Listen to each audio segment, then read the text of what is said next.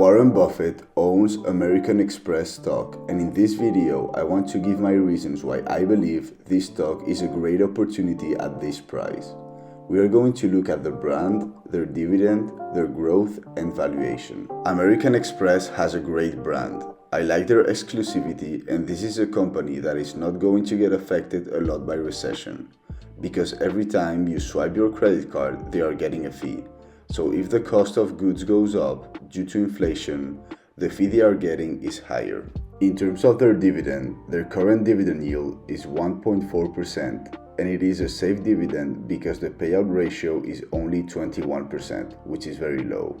I believe the dividend is going to increase over time, and this is definitely a positive about AXP. In terms of their growth, even though this company is already a very mature company, they are still expected to grow at around 8% a year in terms of revenue and earnings. Now let's move on to valuation, and let's start with some valuation metrics.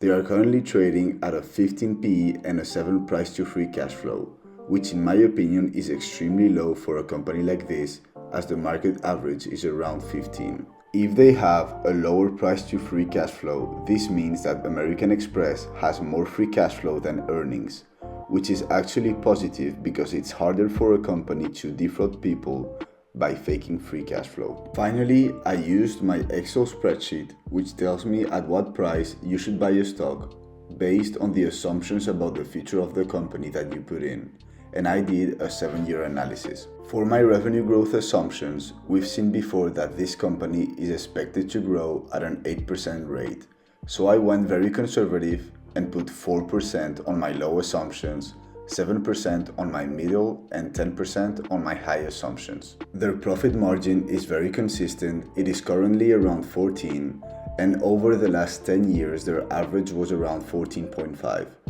So I went with 14, 15, and 16. We have already seen that their free cash flow is higher, and currently their free cash flow margin is 28%. However, over the past 10 years, their average was 25%. So I went conservative and put 23 on the low side, 26 on the middle, and 29% on the high side. In terms of PE and price to free cash flow, the average of the stock market is around 15. However, you should pay a premium for a company like American Express because it is such a great brand. This is why I went with 15, 16, and 17. Finally, the discount rate is the return you want to get each year on your investment.